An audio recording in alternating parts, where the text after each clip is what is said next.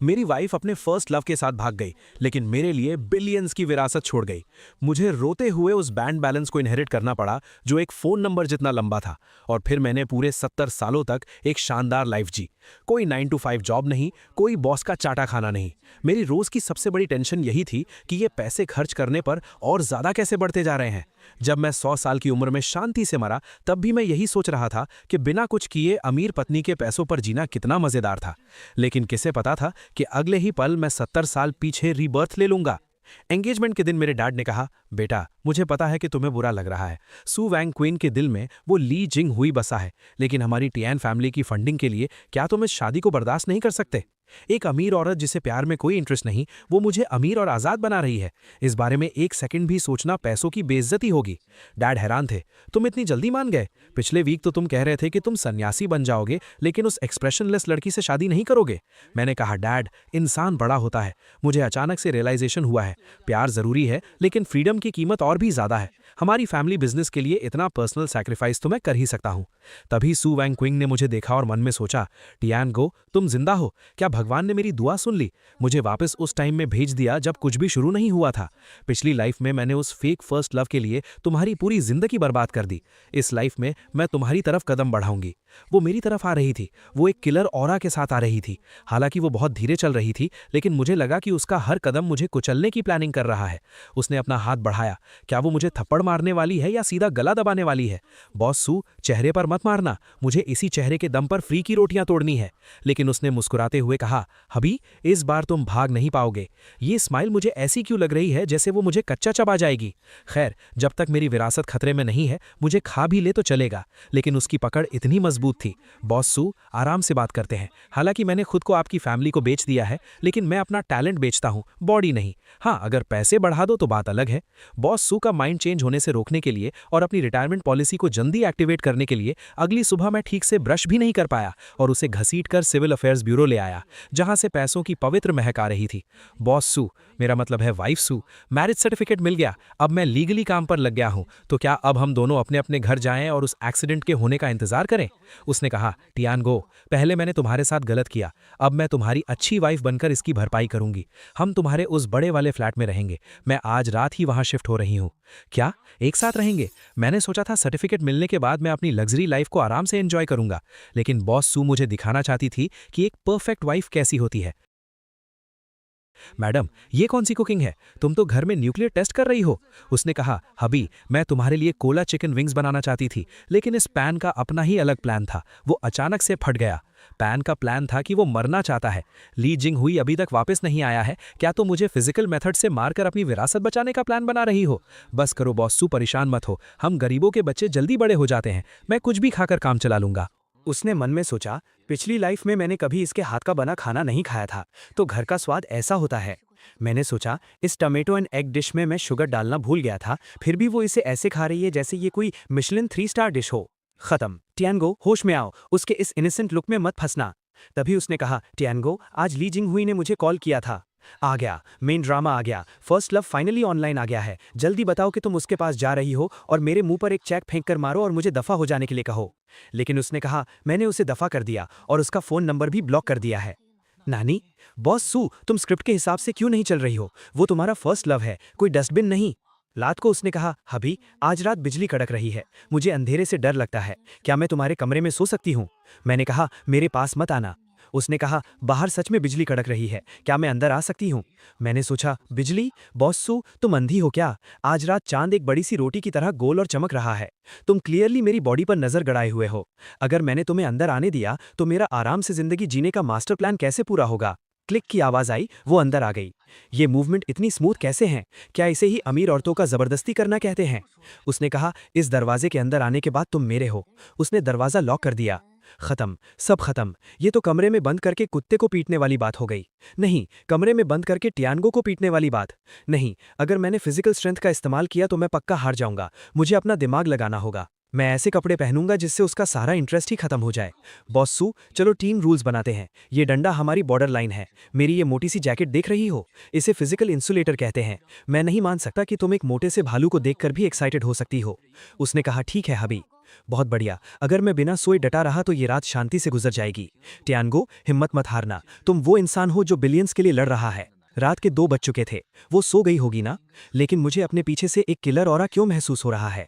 वो आ गई। ये तो ड्रैगन स्विंग मूव है। गले लगना। बचाओ, क्या ये गले लगना है? ये तो सीधा नेक लॉक है।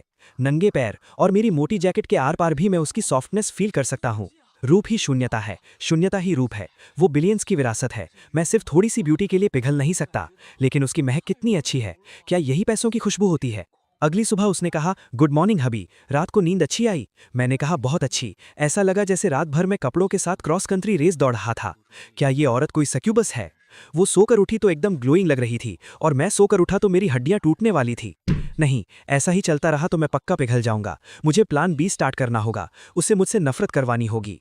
मैं एक ऐसा इंसान बनूंगा जो अंधाधुंध पैसे उड़ाता है, मुफ्त की रोटियां तोड़ता है और बड़ी बड़ी बातें करता है। कोई भी औरत ऐसे बेकार इंसान को बर्दाश्त नहीं कर सकती। वाइफ, चूंकि अब तुम मुझे पाल रही हो तो क्या मुझे थोड़ी पॉकेट मनी नहीं मिलनी चाहिए? मुझे ज्यादा नहीं चाहिए। मैं पहले ही 10 मिलियन मांगूंगा जिससे वो डर जाए। उसे पता चलना चाहिए कि मुझे पालना एक ब्लैक होल को भरने जैसा है। उसने कहा, मैंने तुम्हारे लिए पहले ही प्रिपेयर कर लिया था। इस क्रेडिट कार्ड की लिमिट इन्फिनिट है और पासवर्ड तुम्हारा बर्थडे है। क्या बकवास है? Infinite limit? स्क्रिप्ट ऐसी नहीं थी। तुम्हें मुझे मुफ्तखोर कहना चाहिए था और फिर मेरे मुंह पर पैसे फेंककर मुझे बेइज्जत करना चाहिए था। क्या इतना काफी है? अगर नहीं तो मैं फाइनेंस डिपार्टमेंट से कहकर सीधे तुम्हारे अकाउंट में कुछ बिलियंस ट्रांसफर करवा देती हूँ। क्या एक अमीर औरत द्वारा पाले जाने की फीलिंग ऐसी ही होती है? मैं चाहता हूं कि तुम मुझसे नफरत करो और तुम मुझे पैसों से दबाना चाहती हो। ठीक है, अगर तुम्हारी देने की हिम्मत है तो मेरी भी खर्च करने की हिम्मत है। मैं जाकर इस गली का आधा कचरा खरीद लूंगा। मैं तुम्हें दिखाऊंगा कि मेरा टेस्ट कितना घटिया है और मैं कितना बड़ा मनी वेस्टर हूं। ये जगह बेवकूफों को लूटने के लिए फेमस है। बहुत बढ़िया, यहाँ हर जगह फेक आइटम्स भरे पड़े हैं। ये ब्लैक कार्ड को बर्बाद करने और अपनी बेवकूफ़ी दिखाने की परफेक्ट जगह है। दुकानदार ने कहा, बॉस, आपकी नज़र बहुत तेज़ है। ये एकदम ताज़ा खुदाई से निकला है। मैंने कहा, बकवास बंद करो। बस ये टूटा हुआ मटका और वो टूटी हुई टाइल्स का ढेर दे दो। मुझे सब चाहिए। ये चीज़ किसी मुर्गी के दड़बे से निकले हुए खाने के बर्तन जैसी लग रही है। इसे खरीदकर करोड़ों की मैंशन में रखूंगा। सू वॉन्गचिंग इसे देखेगी तो पक्का मेरे घटिया टेस्ट से नफरत करेगी। 5 मिलियन का कार्ड स्वाइप करो। चेंज रखने की जरूरत नहीं है। दुकानदार चौंक गया। 5 मिलियन? अरे बाप रे! बॉस, थोड़ा वेट कीजिए, मैं इसे पैक कर देता हूं। सोने को पैक नहीं किया जाता। मैंने 5 मिलियन में एक टूटा हुआ बर्तन खरीदा है। सू वॉन्गचिंग, अब मैं देखता हूं तुम मेरी कैसे तारीफ करती हो।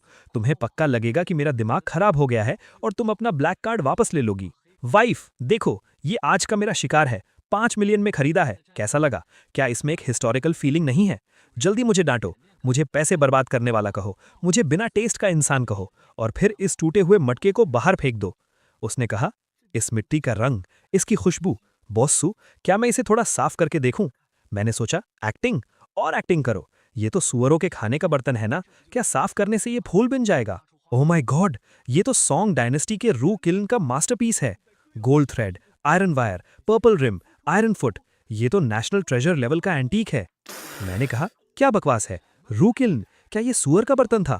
एक्सपर्ट ने कहा, दामाद जी, इसका पिछला पीस सॉथबीज ऑक्शन में 80 मिलियन में बिका था। हालांकि इसमें थोड़ा डैमेज है, लेकिन फिर भी इसकी कीमत कम से कम 50 मिलियन है। और असल में तो ये प्राइसलेस है। 50 मिलियन? मैंने 5 मिलियन खर्च किए थे ताकि मेरा नुकसान हो, और बदले में मैंने 10 गुना मुनाफा कमा लिया। हे भगवान, क्या तुम सिर्फ मेरे साथ खेलने आए हो? क्या एक पैसे बर्बाद करने वाला इंसान बनना इतना मुश्किल है? सू वॉन्गचिंग ने कहा, हबी, मुझे पता था कि तुम पैसे बर्बाद नहीं कर रहे। तुम तो बाहर से बेवकूफ और अंदर से जीनियस हो। तुम तो हिडन ट्रेजर्स ढूंढ रहे थे। तुम्हारी नज़र उन एक्सप्लोट अप्रेजर्स से भी ज़्यादा तेज है। मैंने मन में सोचा, तारीफ मत करो प्लीज़, मेरी तारीफ मत करो। मैंने सच में पैसे बर्बाद किए थे। मैंने तो बस तुक्का मारा था। मुझे 50 मिलियन प्रॉफिट नहीं कमाना था। मुझे 5 मिलियन का लॉस चाहिए था। अली पेपर 50 मिलियन आ गए। उसने कहा, चूंकि तुमने ये 50 मिलियन का प्रॉफिट कमाया है तो इसे अपनी पॉकेट मनी समझो। दिल खोल कर खर्च करो। फैमिली के लिए पैसे बचाने की जरूरत नहीं है। मुझे मार डालो। जितना खर्च कर रहा हूं उतना ही बढ़ रहा है। ये पैसे खर्च करने पर बढ़ते क्यों जा रहे हैं? क्या यही अमीरों का दर्द है? मुफ्त की रोटी खाकर मेरा पेट कुछ ज्यादा ही भर गया है। नहीं, ऐसा नहीं चल सकता। मुझे भड़ास निकालनी है। मुझे अपनी इस घटिया किस्मत को पसीने में बहाना होगा। उसने कहा, हबी, पसीने में तुम बहुत सेक्सी लगते हो। What the hell? ये नज़र, अभी तो मैं पैसों के अटैक से बचा था। क्या अब मुझे फिजिकल टेस्ट भी देना पड़ेगा? मैंने कहा, वाइफ, तुम अंदर कैसे आ गई?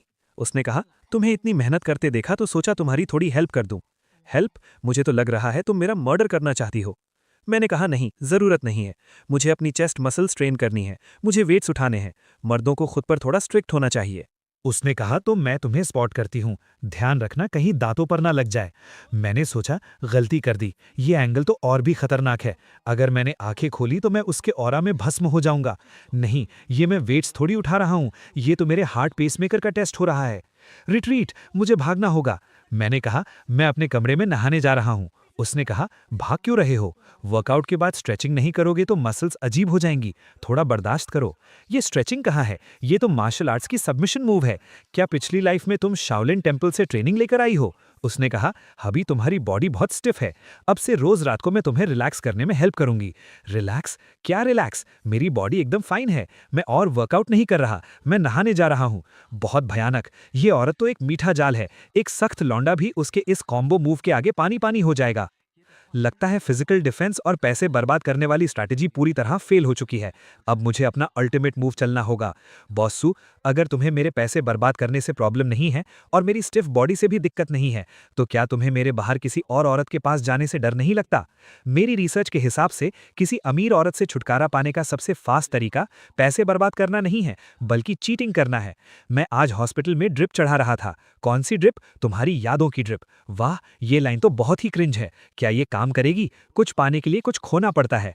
अगर बेशरम नहीं बनूंगा तो प्लेबॉय कैसे कहलाऊंगा? टियानगू, इस क्रिंज को बर्दाश्त करो, फ्रीडम के लिए सेंड। अगली सुबह मैंने खुद को ऐसे सजाया जैसे मैं चलता फिरता कैश हूं और उस बैटलफील्ड में पहुंच गया जहां ग्रीन टी लड़कियों की महक थी। टियान ब्रदर, तुम इतनी देर से क्यों आए? मैं कब से इंतजार कर रही थी। बचाओ, इस आवाज में शुगर लेवल बहुत हाई है, मेरा इंसुलिन इसे बर्दाश्त नहीं कर पाएगा। मैंने कहा शाओरो, कुछ दिन नहीं मिले लेकिन तुम्हारे हाथ अभी भी कितने सॉफ्ट हैं।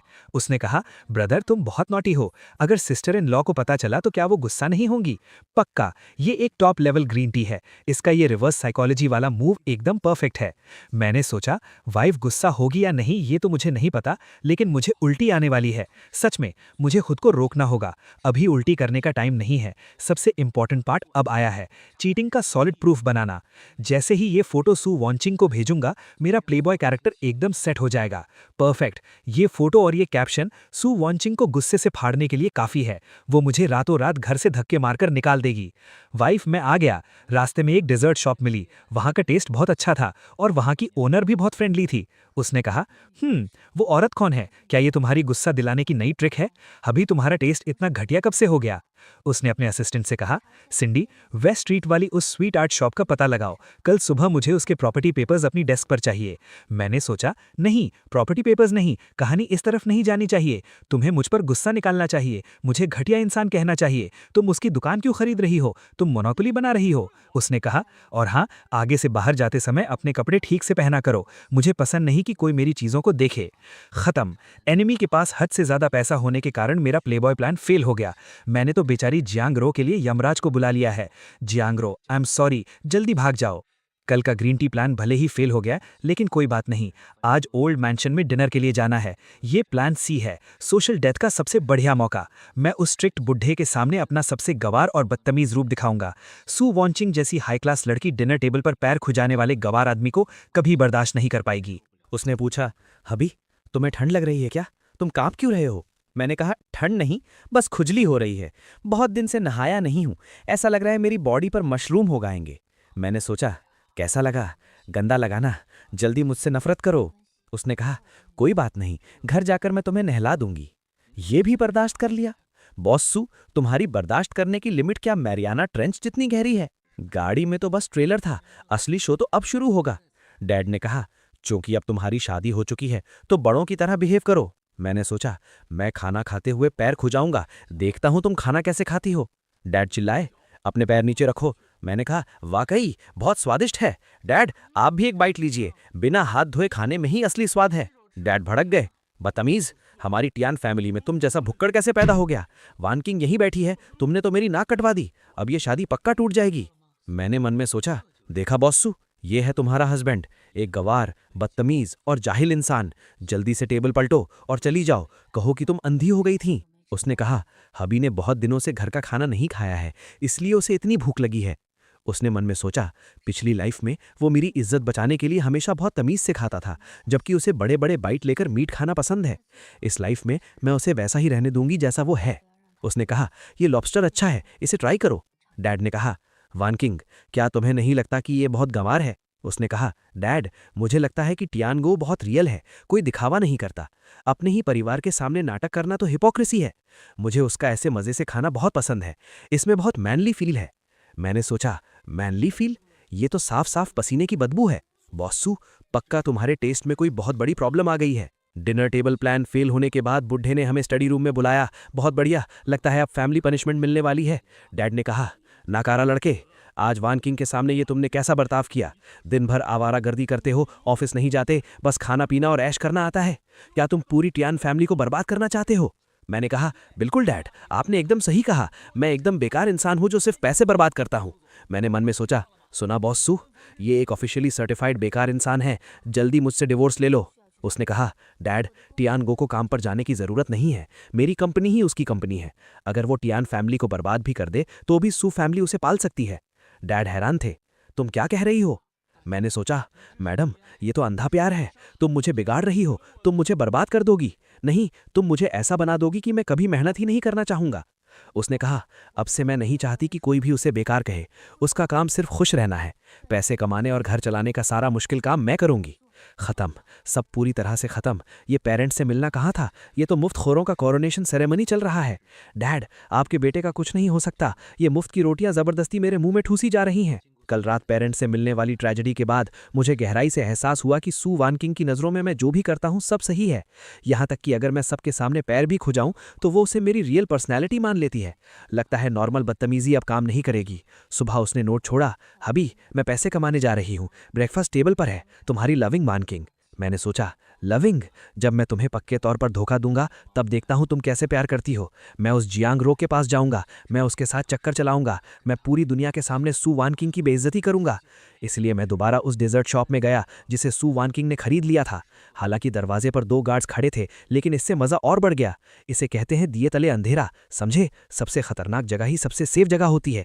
जियांग रो रोते हुए कह रही थी, वो राक्षसी औरत बहुत खतरनाक है। उसने सिर्फ मेरी दुकान ही नहीं खरीदी, बल्कि मुझसे एक अग्रीमेंट भी साइन करवा लिया है। मैं नौकरी भी नहीं छोड़ सकती। उसने मुझे यहाँ 10,000 प्लेट्स धोने की सजा दी है। मैंने कहा, श्योर हो? अभी भी काम कर रही हो? तुम्हारा भाई तुमसे मिलने आया है। उसने कहा, बॉस टियान, आप यहाँ कैसे? सिस्टर इन लॉ तो नहीं आई ना? मैंने कहा, डरो मत, मैं तुम्हें बचाने आया हूँ। बस मेरी गर्लफ्रेंड बनने का नाटक करो और मेरे प्लान में साथ दो। ये बैग तुम्हारा हो जाएगा और आगे और भी बहुत कुछ मिलेगा। उसने मन में सोचा, ये एक ट्रैप है, ये पक्का ट्रैप है। बॉस सू पक्का कहीं बैठकर सीसीटीवी देख रही होंगी। अगर मैंने ये बैग लिया तो कल मुझे सीमेंट के पिलर में डालकर समंदर में फेंक दिया जाएगा। मैंने कहा, क्या कहती हो? उस शेरनी के साथ रहने में क्या रखा है? मेरे साथ ऐश करो। उसने मन में सोचा, अपनी जान बचाने के लिए मुझे आपको धोखा देना ही पड़ेगा। उसने जोर से कहा, बॉस टियान, मुझे माफ कर दीजिए, मेरी सच में हिम्मत नहीं है। हालांकि जियांग रो थोड़ा डर रही थी, लेकिन पैसों के लालच में आकर आखिरकार उसने वो बैग ले ही लिया।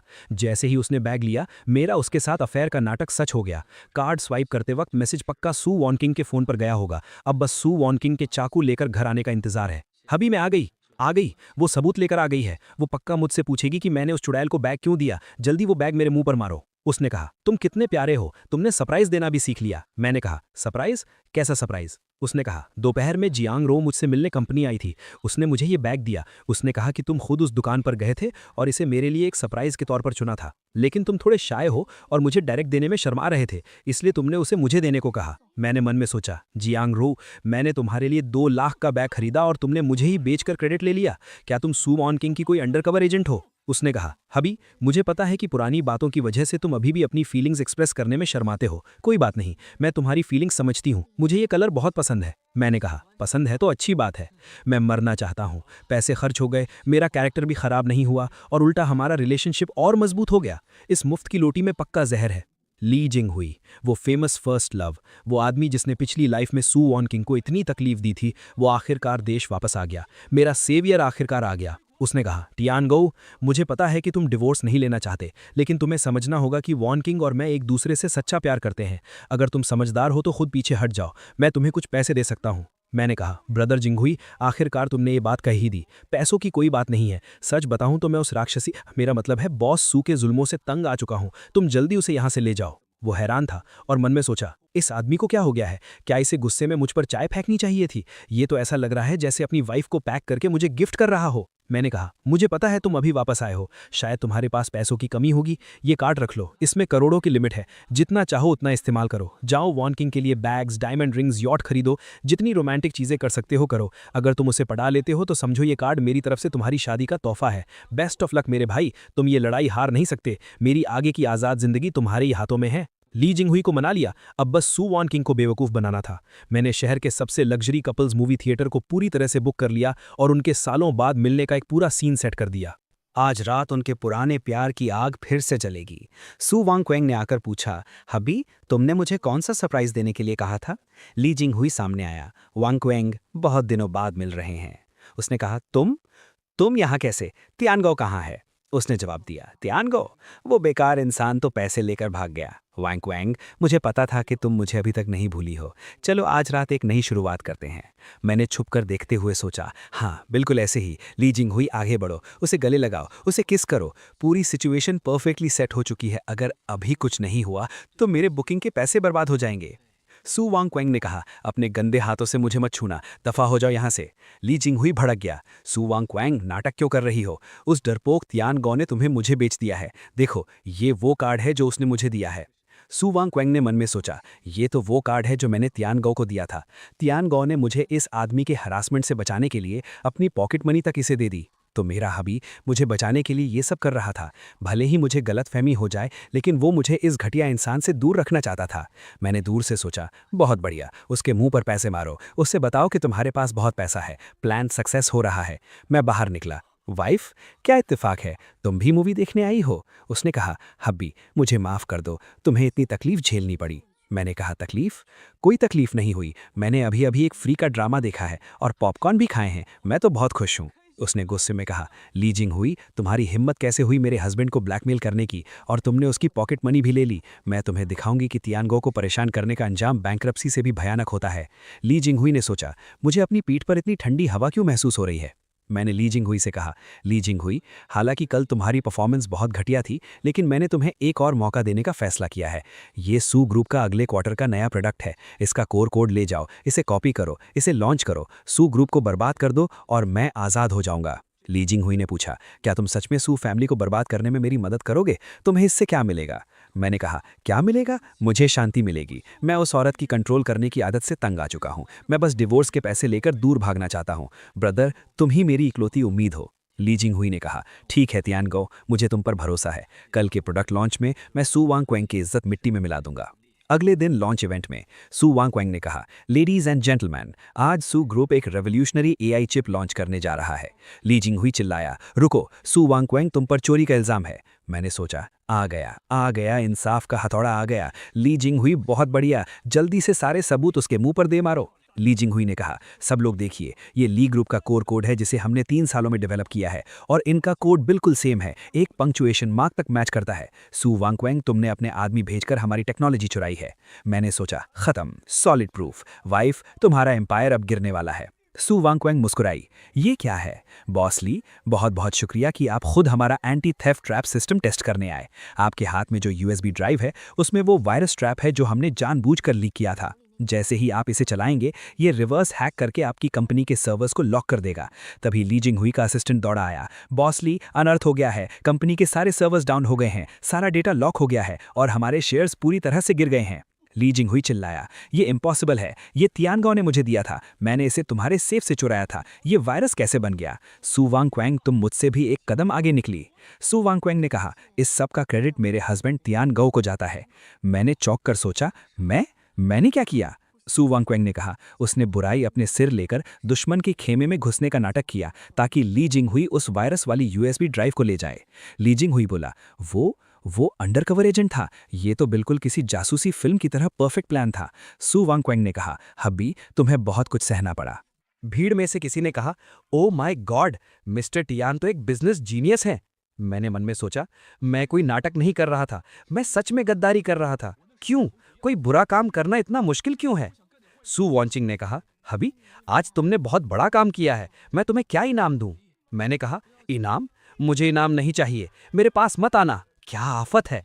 मैं तो बस कंपनी में टाइम पास करने आया था और सोचा था कि टॉयलेट पेपर चुराकर घर ले जाऊंगा। क्या इतना बड़ा हंगामा करना जरूरी था? अब तो छुप छुप कर कंपनी को बर्बाद करना भी मुश्किल हो गया है। उसने कहा, हबी, सब तुम्हारी बहुत इज्जत करते हैं। आज तुम किस डिपार्टमेंट का इंस्पेक्शन करना चाहोगे? कोई भी चुन लो। इंस्पेक्शन? नहीं, मैं एचआर डिपार्टमेंट में चेंजेस करूंगा। चूंकि मैं इस बिजनेस जीनियस के टाइटल से छुटकारा नहीं पा सकता, तो मैं इसका फायदा उठाऊंगा। मैं कंपनी के सारे टॉप एम्प्लॉयज को निकाल दूंगा और उनकी जगह गधों की फौज खड़ी करूंगा। मैंने कहा, इस वाइस प्रेसिडेंट वैंग को निकाल दो, उसे अभी यहां से दफा करो। वाइस प्रेसिडेंट वैंग ने कहा, बॉस टियान, किस खुशी में? मैं कंपनी का टॉप सेल्समैन हूं। मैं कंपनी को हर साल 200 मिलियन का प्रॉफिट ला कर देता हूं। उसने मन में सोचा, क्या उसे मेरे कंपनी के पैसे चुराने के बारे में पता चल गया? मैंने कहा, सिर्फ इसलिए क्योंकि तुम बालों में बहुत ज्यादा हेयर जेल लगाते हो, जिससे कंपनी की हवा खराब होती है। मैंने मन में सोचा, ये रीजन काफी बेतुका है ना? टॉप सेल्समैन को निकाल दिया, कंपनी की सेल्स पक्का धड़ाम से गिरेगी। सू वॉन्चिंग, जल्दी मुझे रोको। लेकिन सू वॉन्चिंग ने कहा, बॉस टियान की बात सुनो। गार्ड्स, वाइस प्रेसिडेंट वैंग को बाहर फेंक दो। वाइस प्रेसिडेंट वैंग चिल्लाया, तुम पछताओगी, टियान गो पागल है। मैंने सोचा, निकाल दिया? बॉस सू, वो टॉप सेल्समैन था। क्या तुम मुझे इतना प्यार करती हो कि तुमने रीजन भी नहीं पूछा? मैंने देखा कि एक आदमी मीटिंग में सो रहा है। मैंने सोचा, अरे, यहां मीटिंग में कोई सो भी रहा है। बहुत बढ़िया। इसका चेहरा मुरझाया हुआ है, आंखों में कोई जान नहीं है। देखने से ही पता चल रहा है कि ये एक नंबर का कामचोर है। तुम ही सही हो, मैं तुम्हें टेक्निकल डायरेक्टर बनाऊंगा। मैंने कहा, ए सोने वाले, तुम्हारा नाम क्या है? उसने कहा, मेरा नाम अजहाय है। मैंने कहा, बहुत बढ़िया, आज से तुम नए टेक्निकल डायरेक्टर हो। तुम्हारी सैलरी डबल। तुम्हारा काम है सबको अपने साथ सुलाना। सू वॉन्चिंग ने मन में सोचा, हबी ऐसा कर रहा है तो इसके पीछे पक्का कोई गहरा मतलब होगा। क्या ये अजहाय कोई छुपा हुआ जीनियस है? तभी असिस्टेंट दौड़ता हुआ आया। बॉस सू, बॉस टियान, कमाल हो गया, चमत्कार हो गया। मैंने खुशी से पूछा, क्या हुआ? कंपनी का सिस्टम क्रैश हो गया क्या? शेयर्स गिर गए? उसने कहा, वाइस प्रेसिडेंट वैंग को निकालने के बाद इन्वेस्टिगेशन ब्यूरो ने तुरंत इंक्वायरी की। पता चला कि वो लंबे समय से कंपनी के पैसे चुरा रहा था और क्लाइंट्स का डेटा ली जिंगहुई को बेच रहा था। अच्छा हुआ बॉस टियान ने उसे निकाल दिया। हमने 300 मिलियन का नुकसान होने से बचा लिया। मैंने सोचा, मुझे तो वो सिर्फ इसलिए पसंद नहीं था क्योंकि वो बहुत ज्यादा हेयर जेल लगाता था। इसमें भी तुक्का लग गया। असिस्टेंट ने आगे कहा, और अजहाय, वो सो नहीं रहा था, वो अपने दिमाग में कोडिंग कर रहा था। चार्ज लेते ही पहले दिन उसने वो कोर एल्गोरिदम सॉल्व कर दिया जो पिछले 5 सालों से अटका हुआ था। अब हमारा प्रोडक्ट सबसे आगे है। अजहाय ने कहा, आखिरकार मुझे कोई ऐसा मिला जो मेरी काबिलियत समझता है। बॉस टियान मेरे असली मेंटोर हैं। मैं कंपनी को पूरी दुनिया में नंबर 1 बनाऊंगा। सू वॉन्चिंग ने कहा, हबी, तुम्हारे पास और कितने सरप्राइज हैं जो मुझे नहीं पता? तुमने एक ही नज़र में गद्दार को पहचान लिया और एक छुपे हुए हीरे को ढूंढ निकाला। तुम तो सच में बिजनेस के भगवान हो। मैंने मन में सोचा, तारीफ मत करो, मैं भगवान नहीं हूं, मैं तो यमराज हूं जो सिर्फ अपनी ही जान के पीछे पड़ा है। क्यों क्यों मुझे एक बुरा बॉस बनने में इतनी मुश्किल आ रही है? क्या इस दुनिया में कोई इंसाफ नहीं है? चूंकि नॉर्मल तरीके से कंपनी बर्बाद नहीं हो रही है, तो अब मैं ऑफिस में सबको वीआर मोशन गेम्स खिलाऊंगा।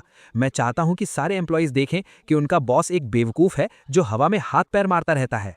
खेलते खेलते सू वॉन्चिंग थक गई। मुझसे और नहीं होगा, मेरे हाथों में दर्द हो रहा है, कमर टूटने वाली है। हबी, क्या हम थोड़ी देर आराम कर सकते हैं? मैं सच में हिल भी नहीं पा रही। एम्प्लॉयज ने फुसफुसाते हुए कहा, oh my God, boss Tian तो बहुत स्ट्रिक्ट हैं। क्या इसी को फेमस डेविल फिजिकल ट्रेनिंग कहते हैं? बॉस सू जैसी नाजुक लड़की को भी इतनी बुरी तरह ट्रेन किया जा रहा है। कितना इंस्पायरिंग है। एक एम्प्लॉय ने पूछा, बॉस सू, बॉस टियान, क्या एम्बुलेंस बुलानी है? मैंने हाफते हुए कहा, नहीं, बस थोड़ी एनर्जी खत्म हो गई है। वीआर गेम सच में इंसानों के लिए नहीं है। ये तो कंस्ट्रक्शन साइट पर ईंटें उठाने से भी ज्यादा थकाने वाला है। असिस्टेंट ने कहा, एनर्जी खत्म हो गई? काम के लिए अपनी बॉडी की सारी एनर्जी लगा दी? बॉस टियान, आप ही सू ग्रुप की असली ताकत हैं। साथियों, बॉस टियान की डेविल ट्रेनिंग से इंस्पायर होकर मैंने पूरी कंपनी में काम के साथ साथ फिजिकल ट्रेनिंग का एक नया मॉडल लागू करने का फैसला किया है। हेल्थ ही हमारी असली दौलत है।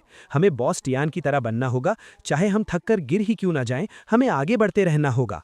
स्प्रिंट, आगे बढ़ो, स्प्रिंट। मैंने मन में सोचा, क्या तुम लोग पागल हो? मैं गेम खेलने में टाइम बर्बाद कर रहा था। ये वुल्फ कल्चर कैसे बन गया? क्या इस कंपनी में कोई नॉर्मल इंसान बचा है? ये तो हद ही हो गई। पिछले हफ्ते मैंने गेम खेलने की पहल की थी और सू वॉन्चिंग ने उसे वुल्फ कल्चर समझ लिया। कंपनी के शेयर्स आसमान छूने लगे। इस अजीबोगरीब सक्सेस को सेलिब्रेट करने के लिए सू ग्रुप ने आज रात ये ग्रैंड एनुअल पार्टी रखी है। सेलिब्रेशन पार्टी नहीं, ये मेरी आज़ादी की पार्टी है। चूंकि मैं काम के जरिए कंपनी को बर्बाद नहीं कर सकता, तो अब मैं अपनी रेपुटेशन खराब करूंगा। अगर मैं आज रात सबके सामने कोई तमाशा खड़ा कर दूं, तो सू ग्रुप के शेयर्स रोलर कोस्टर की तरह नीचे गिर जाएंगे। ये इवेंट किसी अमीर फैमिली का स्कैंडल बनाने के लिए सबसे परफेक्ट जगह है। जैसे ही मैं शराब पीकर कोई रोमांटिक स्कैंडल खड़ा करूंगा, मेरी इज्जत हमेशा के लिए मिट्टी में मिल जाएगी। हा, वो जियांग रऊ आ गई, जिसका चैप्टर अभी क्लोज नहीं हुआ था। लगता है वो बदला लेने आई है। बहुत बढ़िया, मेरी टीममेट आ गई। आओ मेरी प्लान में साथ दो। जियांग रऊ ने नाटक शुरू किया। बॉस टियान, ऐसा मत कीजिए, मेरा बॉयफ्रेंड है, आप ऐसा कैसे कर सकते हैं? लोग फुसफुसाने लगे। Oh my God, boss Tian annual party में बदतमीजी कर रहे हैं। मैंने पहले ही सुना था कि वो एक प्लेबॉय हैं, लेकिन ये नहीं पता था कि वो इतने गिले हुए हैं। मैंने सोचा, हो गया, रेपुटेशन बर्बाद। जियांग रऊ, बहुत बढ़िया, तुम्हारी एक्टिंग को पूरे 100 नंबर। सू वांगचिंग, अब तो तुम पक्का डिवोर्स ले लोगी। जियांग रऊ ने कहा, बॉस टियान नशे में हैं, मुझे मत छुओ। मैंने सोचा, डरो मत, मुझे परवाह नहीं है। सू वांगचिंग अपनी इज्जत की बहुत परवाह करती है। वो इस स्कैंडल को दबाने के लिए पक्का मुझे बहुत सारे पैसे देगी। मैंने जोर से कहा, हाँ, ये मैंने किया है, मैं एक जानवर हूँ, मैं एक घटिया इंसान हूँ। सब लोग जल्दी फोटो खींचो, वीबो पर पोस्ट करो और सू वांगचिंग को टैग करो। तभी सू वांगचिंग आ गई। शानदार, बहुत ही शानदार परफॉर्मेंस। मिस जियांग, क्या आप भूल गई कि सू ग्रुप एक टेक्नोलॉजी कंपनी है? मेरे ही इलाके में आकर झूठा नाटक कर रही हो? क्या तुमने हमारे 4K 120 FPS high speed cameras को इतना हल्के में ले लिया है? लोग चौंक गए। व्हाट? ये तो झूठा फंसा रही थी। इस लड़की का दिमाग कितना शातिर है। शुक्र है सीसीटीवी था, ये सच नहीं था।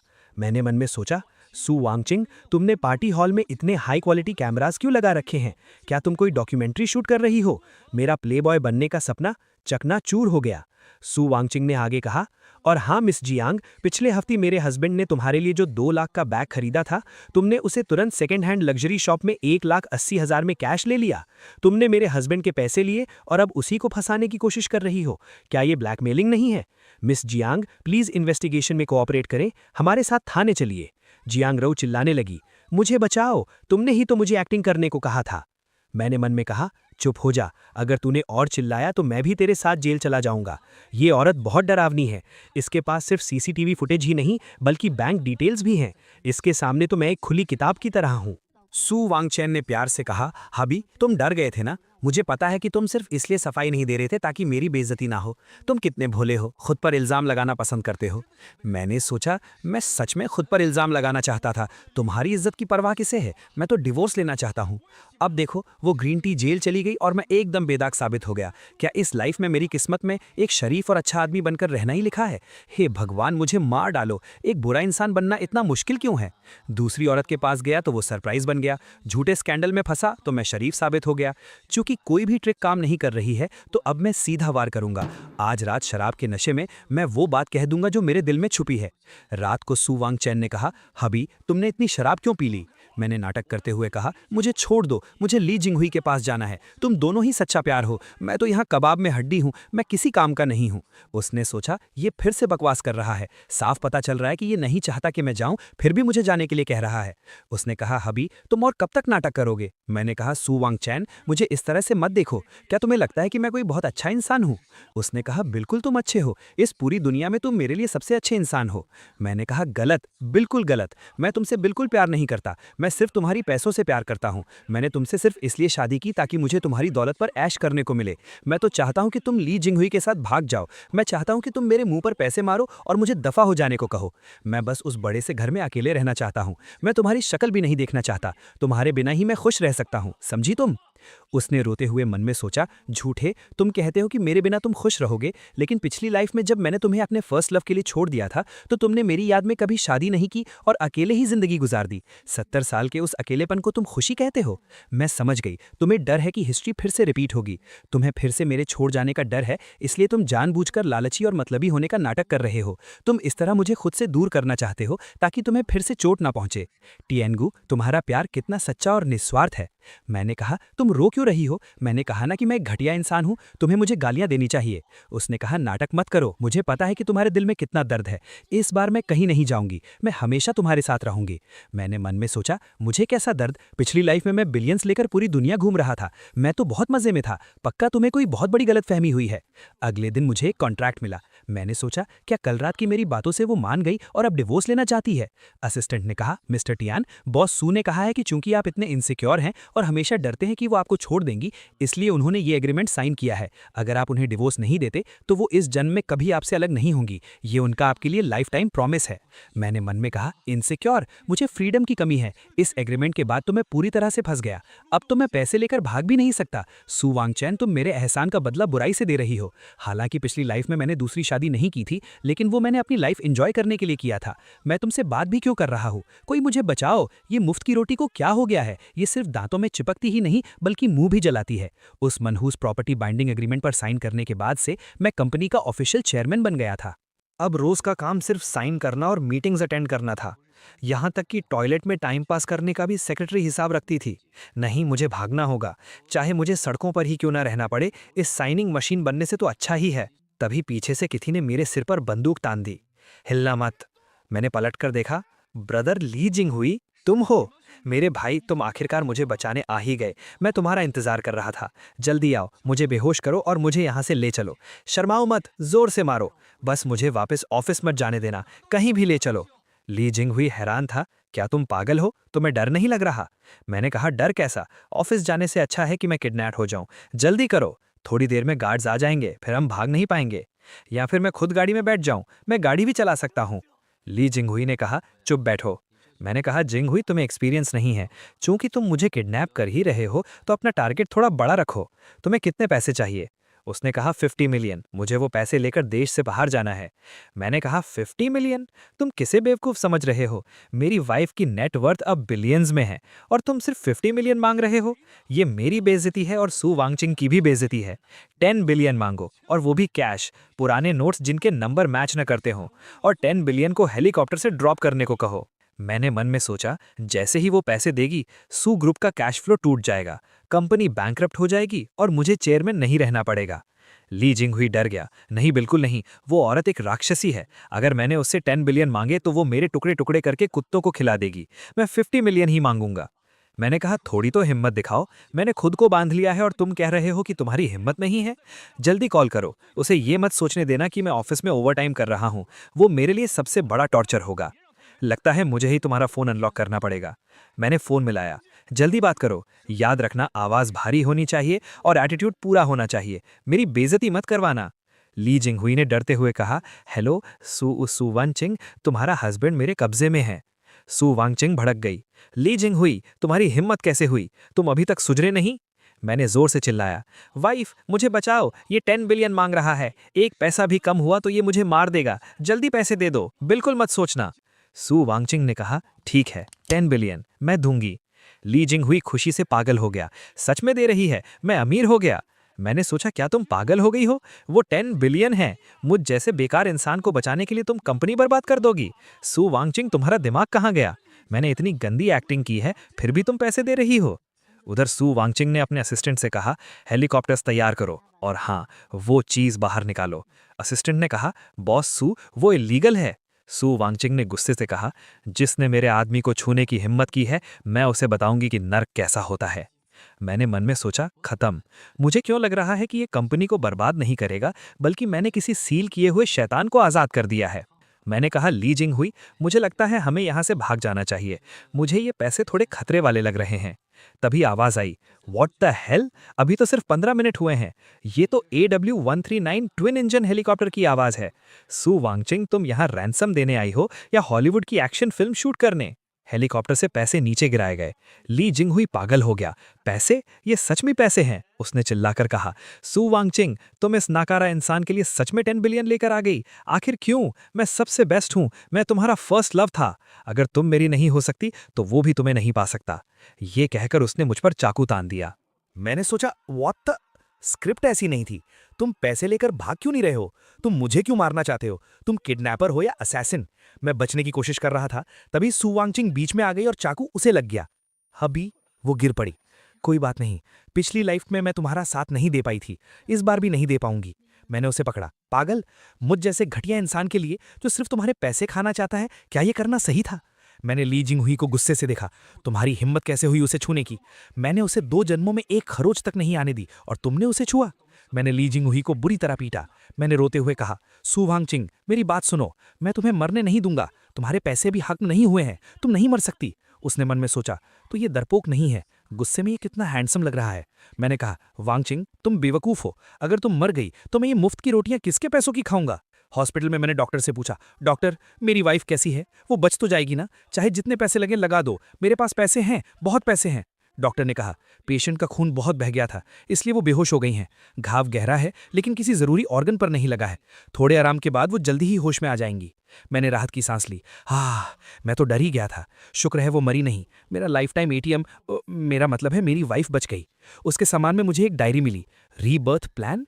ये औरत डायरी में लिखती है, जरा देखो इसके दिमाग में क्या चल रहा है। उसमें लिखा था, पिछली लाइफ में मेरे मरने के बाद मेरी आत्मा वहीं रही। मैंने देखा कि तियानगु अकेले उस बड़े से घर में बैठा रहा। पूरे 1 दिन और 1 रात तक न उसने कुछ खाया न कुछ पिया। मैंने पढ़कर सोचा, न खाया न पिया, अरे मैं तो गेम खेलने में इतना बिजी था कि खाना भूल गया था। वो फाइनल लेवल क्लियर करने की खुशी थी, जहां इंसान भूख प्यास सब भूल जाता है। तुमने उसे दुख के मारे खाना छोड़ना कैसे समझ लिया? डायरी में आगे लिखा था, उसके बाद के 70 सालों तक उसने कभी शादी नहीं की। वो हमेशा अकेले उन जगहों पर जाता था जहां हम पहले जाते थे, और नज़ारों को देखकर रोता था, अपनी पत्नी की याद में रोता था। मैंने सोचा, रोता था? वो समंदर की हवा इतनी तेज थी कि आंखों में रेत चली जाती थी। और जहां तक शादी न करने की बात है, वो इसलिए क्योंकि अकेले पैसे उड़ाने में जो मजा था वो किसी और चीज में नहीं था। मैं पागल हूं जो अपने ऊपर हुक्म चलाने के लिए किसी और को लेकर आऊंगा। सु वांगचिंग, क्या तुम्हारी आंखों पर 800 मीटर मोटा फिल्टर लगा हुआ है?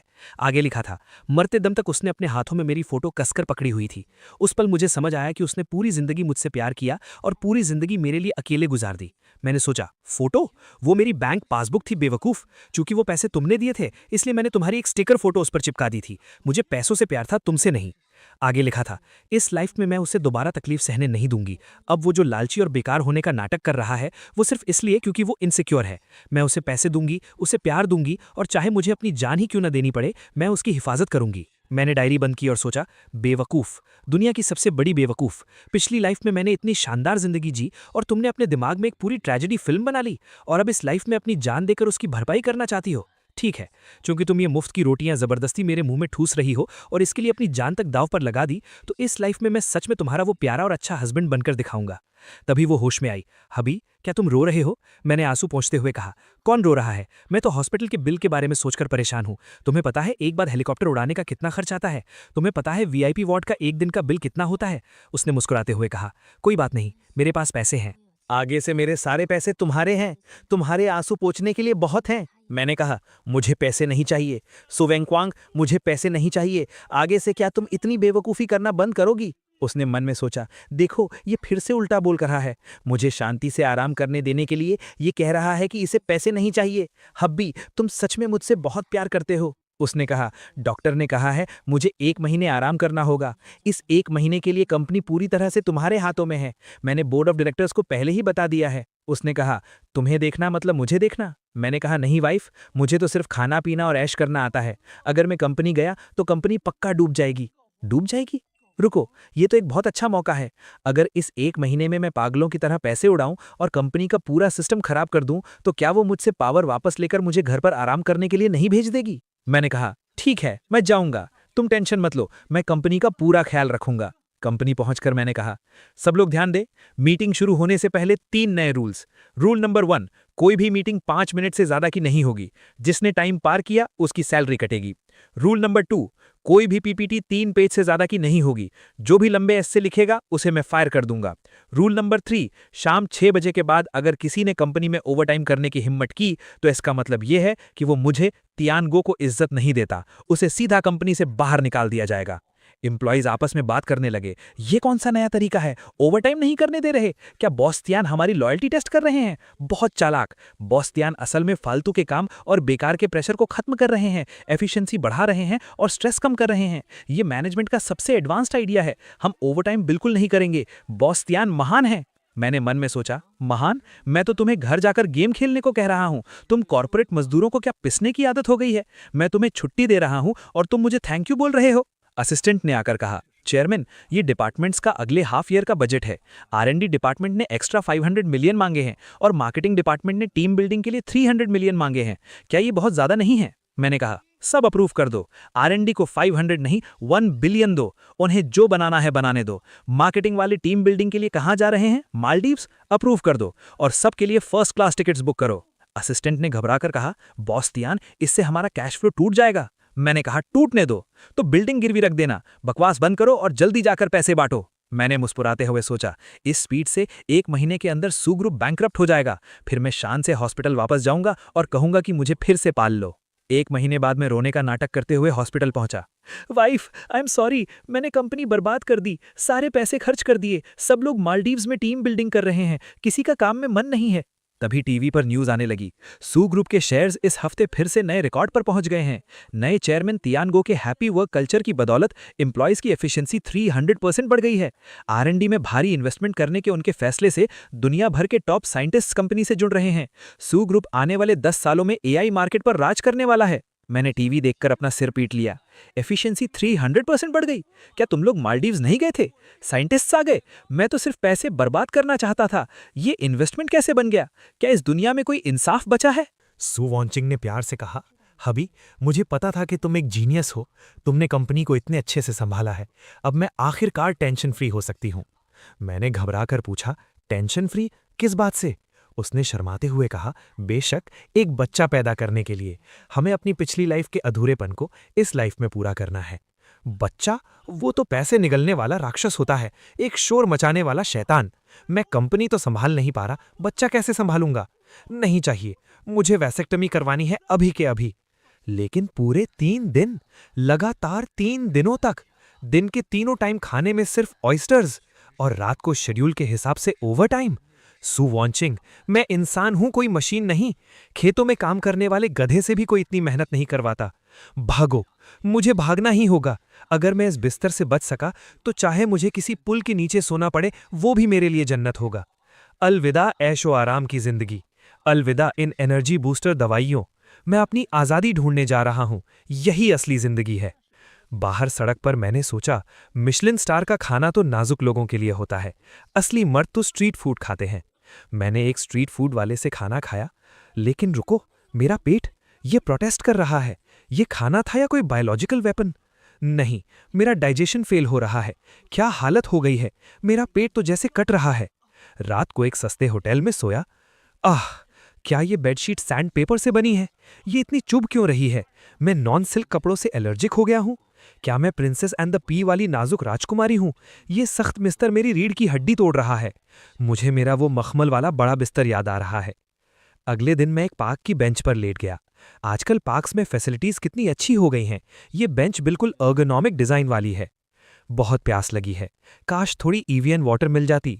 तभी एक बिल्ली ईवियन वाटर की बोतल लुढ़काते हुए मेरे पास ले आई। मैंने सोचा, ये बिल्ली तो बड़ी समझदार है, इसे पता है कि मैं सिर्फ इसी ब्रांड का पानी पीता हूं। दूर छुपे हुए बॉडीगार्ड्स ने वॉकी टॉकी पर कहा, टारगेट को भूख लगी है। कुकिंग टीम, 5 मिनट बाद उस शकरकंद बेचने वाले को वहां भेजो। याद रहे, शकरकंद के अंदर ऑस्ट्रेलियन M9 वाग्यू बीफ और ब्लैक ट्रफल भरना है, लेकिन बाहर से छिलका थोड़ा जला देना ताकि लगे कि वो कुछ ही रुपयों का है। उसे पता नहीं चलना चाहिए। एक आदमी ठेला लेकर आया, गर्मा गर्म शकरकंद। मैंने कहा, चाचा एक देना।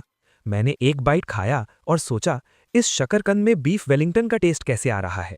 मैंने चारों तरफ देखा और कहा, बाहर आ जाओ, अब नाटक मत करो।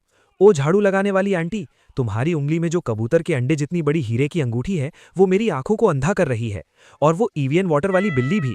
तभी सू वॉन्चिंग आ गई। हबी, क्या आवारागर्दी का गेम खेलने में मजा आया? मैं रो पड़ा। वाइफ, मैं गलत था। मुझे आज़ाद भेड़िया नहीं बनना। मुझे तो बस तुम्हारा पालतू कुत्ता बनकर रहना है।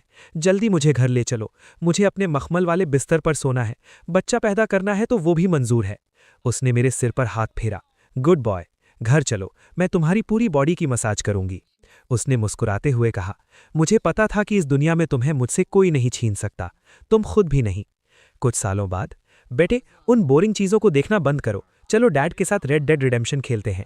अगर हमने गेम खत्म कर लिया तो डैड तुम्हें अल्ट्रामैन खरीद कर देंगे। मेरे 5 साल के बेटे श्याओ बाओ ने चश्मा ठीक करते हुए कहा, डैड, आप बहुत चाइल्डिश हो। नैस्डैक इंडेक्स अभी 0.5 पॉइंट्स गिरा है। मैं सोच रहा हूं कि क्या मुझे इस मौके का फायदा उठाकर इन्वेस्ट करना चाहिए।